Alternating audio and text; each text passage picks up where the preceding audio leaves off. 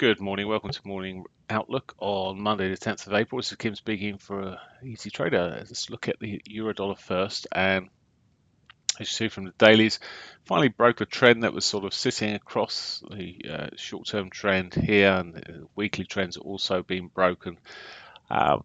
Just at the moment, where are we? Well, this could float on downwards. I was looking across the markets and different time frames here, and I left before this sort of pivotal area where we seem to be um, finding support, resistance, and it seemed quite a key area from way back. I've left it on the chart there at about 150, 60, somewhere at 105.60 sort of area.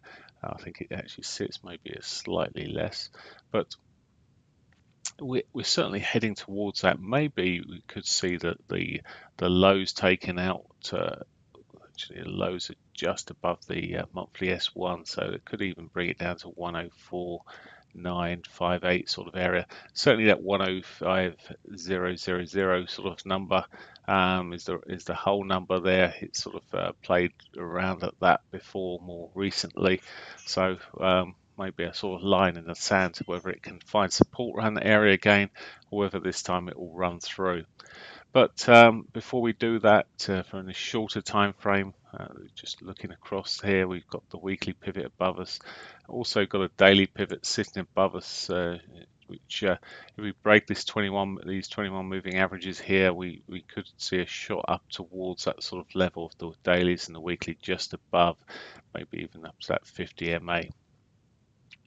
Over the weekend, it seems like there's reasonable news in terms of the China stroke US talks, and well, that's seen the dollar gain a little bit from those talks maybe, but let's see how well those gains are held on to this morning.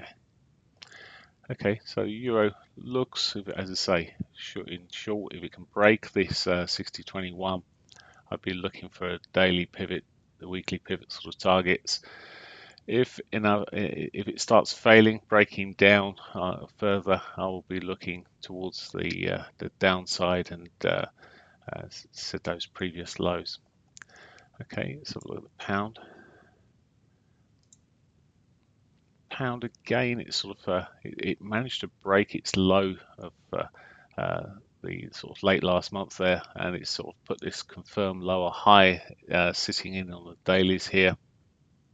Again, there's some potential that it may just hang on here and push up. There's a weekly pivot above us here.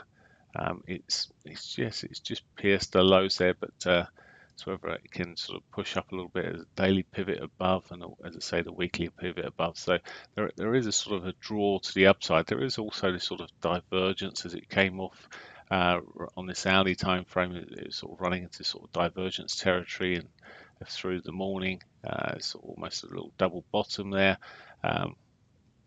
So any break again of the 21 here, 60.21, could see the daily pivot, maybe the weekly pivot as targets over, well, hopefully today, but today, tomorrow sort of time if it does run up that way. Likewise with the euro, if it starts breaking to the downside, well, it's cleared its way really. Looking at the bigger picture here, it's cleared its way. There's not a lot of significant support through until we get down to maybe the S1 area or maybe even lower. So it's well away from the support area. So any selling, it's an easy route down. Okay, let's have a look at the dollar yen. So dollar yen, similarish picture here. It's still got an untouched monthly pivot above us, though, which any rallies could see as a target. As we come down, it's got the weekly pivot below and also a daily pivot below. So it's quite an inverted picture to what we're seeing on the pound and the euro. So all fits in pretty soundly. It's got some divergence at the highs there on the hourly picture here at least, which, as I say, if it starts selling off here, well, you could wait for it to break the 20s. It might give a signal before then, but break those 21 moving averages, could see it running back down to the weekly or daily there. So it's certainly got the potential if it starts breaking that area. That 200 that sort of sits in the way is quite flat and it's been tested before, so maybe may have a little effect. Riding through. Oh, just appears I've missed something there. Triple head and shoulders on the hourly. Can't see it very easily, so I'll have to skip on. Aussie dollar. If it doesn't show its hand easy to me, it's I can't spot it simply. It's not going to be seen by a lot of people, I don't think. Okay, Aussie dollar, weekly pivot above. So again, it's the same sort of pattern with these other currencies. Again, weekly pivot still sitting there. So we've got the daily, weekly to charge up for.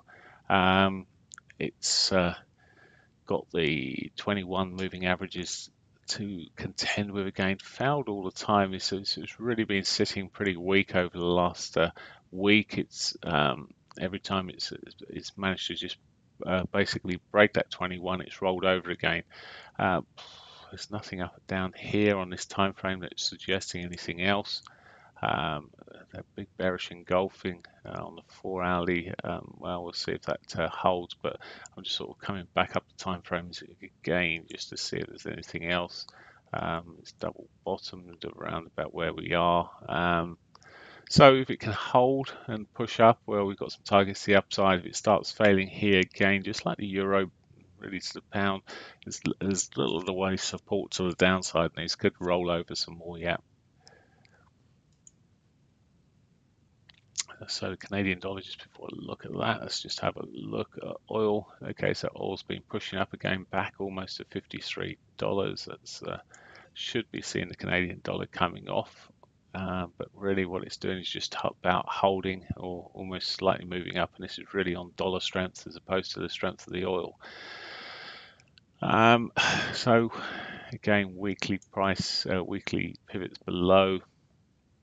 So it's same old here across all these markets really in terms of potential targets. We've got the daily and weekly pivot below us at the moment. So any short-term dollar weakness will give all of these markets the opportunity to head back. So it's really a case of which one you pick this morning. Again, it's got to break its 21 moving averages there, so it's possibly got less on the meat on the bone in terms. Certainly has back to its daily, weekly pivots here.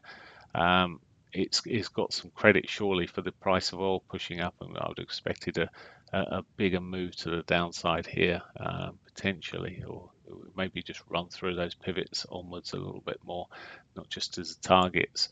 So all in all, that's the picture at the moment. There's very little data coming out today, all very low-key data. There's plan there. It's really down to speakers as ever, and we're sort of moving in this world of economic economic data having less effect than often the rhetoric from the more political data that's out there. So we're left in sort of the lap of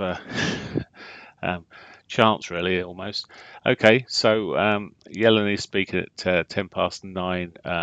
It's 10 past 9 tonight, so I won't be around to be looking at that, but due to speak at the University of Michigan.